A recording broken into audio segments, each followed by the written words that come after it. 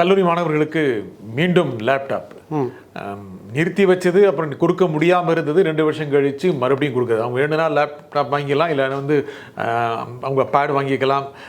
அந்த மாதிரி இருக்கிற ஒரு திட்டம் இனி கல்லூரி மாணவர்களுக்கு ஒரு மகிழ்ச்சியை கொடுக்கும். அடுத்த வருஷம் ஒருவேளை அவங்க வந்து வாக்களிப்பதற்கு தகுதியான போது அது சார்பாக கண்டிப்பாக இருக்குது. இது வந்து அதான், இது வந்து தேர்தலுக்கு முன்பு இருக்கிற பட்ஜெட் அப்படிங்கிறதுனால எல்லா தரப்பினரையும் கூடுமான வரையில் அவங்க அரவணைத்து கூடிய ஒரு போக்கு காணப்படுது. அதில் கல்லூரி மாணவர்களும் ஒன்று. இப்போ கல்லூரி மாணவர்கள் கூட எல்லோருக்கும் வேணும்னு அவசியம் இல்லை. இப்போ வந்து இப்போ நல்ல வசதி வாய்ப்பு உள்ள கல்லூரி மாணவர்களுக்கோ இல்லை ஒரு வீட்டில் இருவர் வேலைக்கு செல்லக்கூடிய கல்லூரி மாணவர்கள், இல்லை ஒரு நல்ல சம்பாத்தியம் உள்ள கல்லூரி மாணவர்களுக்கு இந்த திட்டம் தேவையில்லை.